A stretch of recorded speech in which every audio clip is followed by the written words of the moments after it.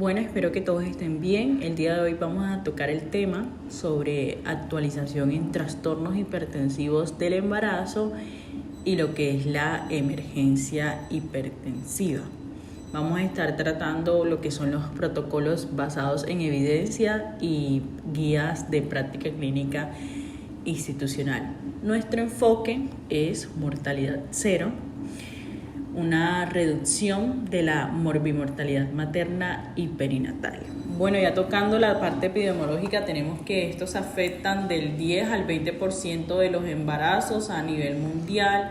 Un dato crítico es que la preeclampsia causa alrededor de 40.000 muertes anuales. El factor tiempo, en este tenemos que el 54% de las pacientes con HTA sistólica severa fallecen y que la meta es siempre iniciar manejo antihipertensivo en los primeros 15 minutos.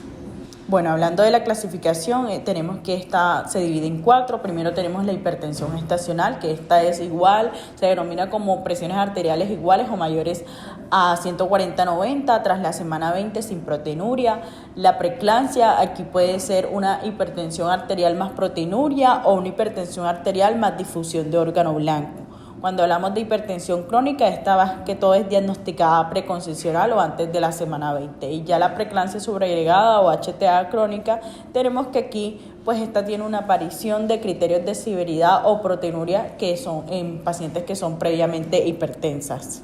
En torno a la predicción y prevención, tenemos que se puede hacer un tamizaje, se debe hacer un tamizaje del primer trimestre, que ahí es donde se van a identificar factores de riesgo que más adelante voy a comentar. También está lo que es la quimioprofilaxis, que está indicada lo que es la aspirina, el ASA, que son de la dosis de 150 días, que se inicia antes de la semana 16, idealmente en lo que es la semana 12 hasta la 36.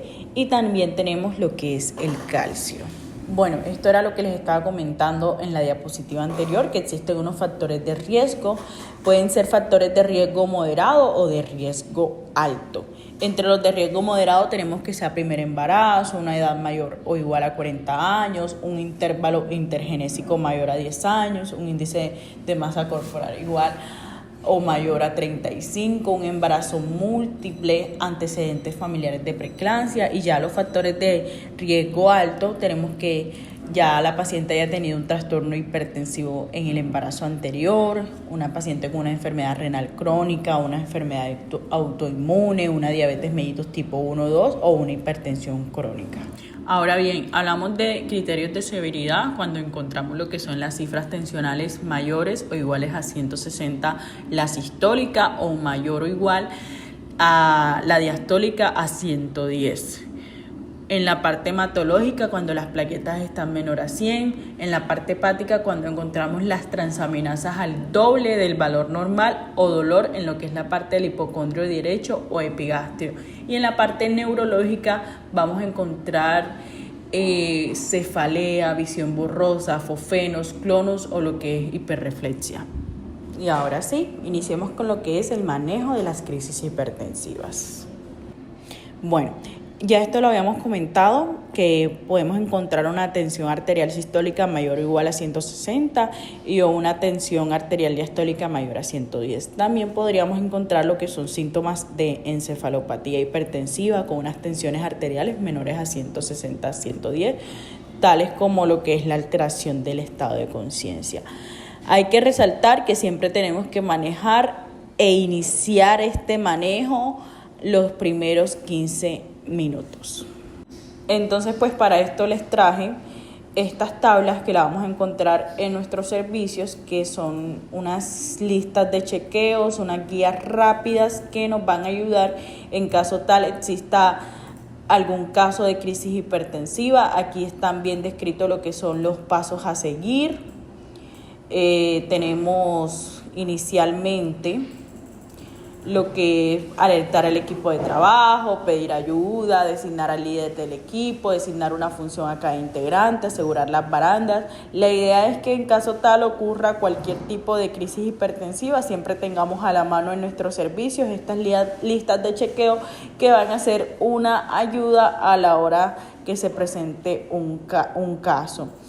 También tenemos el algoritmo, esta ayuda de la palabra crisis, donde la C significa circulación, ahí vamos a tomar los accesos, controlar las cifras tensionales, la R de reducción, donde se debe básicamente iniciar el manejo farmacológico, la D de infusión, ahí es cuando iniciamos lo que es la infusión de sulfato de magnesio, que es una profilaxis para la eclampsia, la S de sostenimiento, acá se inicia el nifedipino, ya va dependiendo la edad gestacional de la paciente, si es mayor a 34 o menor a 34 semanas, vamos definiendo. La I de impacto, aquí básicamente es toma de paraclínicos para ver el impacto órgano blanco.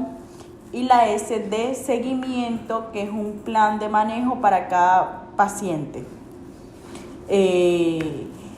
Ya por el otro lado, en este protocolo nos encontramos con lo que son los medicamentos. Tenemos la dosis del sulfato de magnesio, que es la profilaxis para la eclampsia. Acá básicamente pues encontramos con la dosis de carga, que la dosis de carga es de 4 gramos. Se diluyen 2 ampollas en 100 cc para pasar en bomba de infusión a 400 cc por hora. Si no hay bomba de infusión, pasar y mezclar en 15 minutos en Buretrol. También tenemos lo que son los antihipertensivos de primera línea. Aquí encontramos el nifedipino inicialmente. También tenemos el labetalol, siempre estamos utilizándolos, y el nitroprusiato. También se describen los antihipertensivos de mantenimiento, que entre esos tenemos el nifedipino y el metoprolol. Y ya en manejo de edema pulmonar encontramos lo que es la furosemida y lo que es la nitroglicerina. Y los 2 puntos más importantes de estas complicaciones en crisis hipertensiva son la eclampsia y lo que es el síndrome de Gell. Definimos la eclampsia como una emergencia neurológica por pérdida de autorregulación del flujo sanguíneo cerebral y edema vasogénico. Aquí están lo que son los signos premonitorios, una cefalea intensa, fosfenos, clonos. Y definimos lo que es el síndrome de Gell como en una triada diagnóstica, lo que es la hemólisis, la difusión hepática y la trombocitopenia. Aquí hay un riesgo crítico y es el hematoma subcapsular hepático y el desprendimiento de placenta. Bueno, y acá encontramos lo que es la lista de chequeo, pero ya para eclampsia, que ya esta se define como la convulsión o el coma superpuesto a una paciente con preeclampsia. Acá tenemos que esta tiene que ser de atención inmediata. Acá lo importante es que nos guiemos o nos apoyemos en estas listas de chequeo. Vamos a ir seleccionando. Acá están los pasos a seguir de esta. Vamos a encontrar también lo que son las dosis que vamos a hacer, las dosis de sulfato de magnesio, los antihipertensivos de primera línea, que obviamente siempre va a estar nifedipino. Cabe resaltar que si se completan las 3 dosis de nifedipino y no hay control de la tensión arterial, debe iniciarse el labetalol. Si se completan las 3 primeras dosis de labetalol y no hay control de la tensión arterial, toca iniciar el nitroprusiato. Y también tenemos los anticonvulsivantes que se pueden encontrar, ya llegase el caso, está el midazolam, el diazepam, el lorazepam. Esto más que todo pues para pacientes con convulsiones recurrentes que han recibido 3 bolos de sulfato de magnesio o cuando está contraindicado en algún tipo de estos casos. Entre los criterios de finalización encontramos lo que es ya pues en caso tal una preeclampsia sin severidad. Aquí tenemos un manejo expectante hasta la semana 37, ya cuando es con severidad, con una semana mayor o igual a 34 semanas, tenemos la finalización tras la estabilización materna. Si es menor de 34 semanas, pues se da una ventana de 48 horas pues para maduración pulmonar. Esto obviamente solo si hay estabilidad materno-fetal. Y pues las indicaciones de terminación inmediata en la parte materna es que existe una eclampsia, un edema agudo del pulmón, un deterioro renal progresivo, una sospecha de abrupto placentae, en parte en el entorno fetal, que el perfil biofísico está alterado o el flujo diastólico reverso en lo que es la arteria umbilical. Es muy importante la vigilancia posparto y el pronóstico cardiovascular. Aquí vamos a encontrar 4 puntos: el puerperio inmediato, que es donde hay un mayor riesgo de edema pulmonar por redistribución de líquidos al espacio intravascular.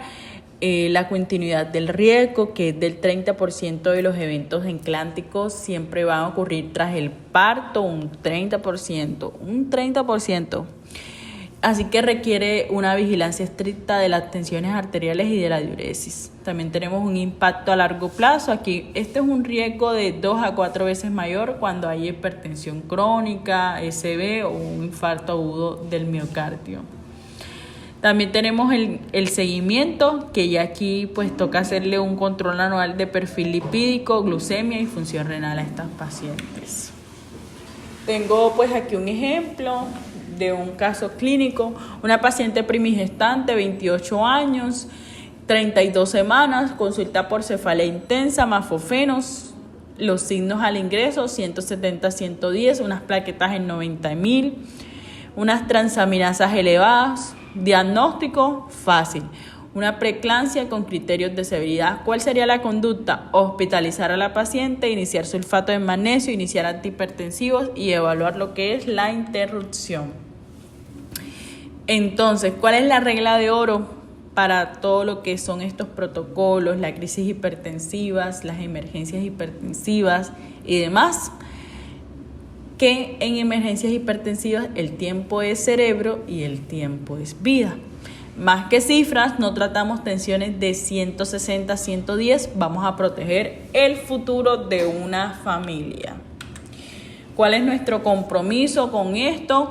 Una detección oportuna, un tratamiento en los primeros 15 minutos y la vigilancia estricta del posparto.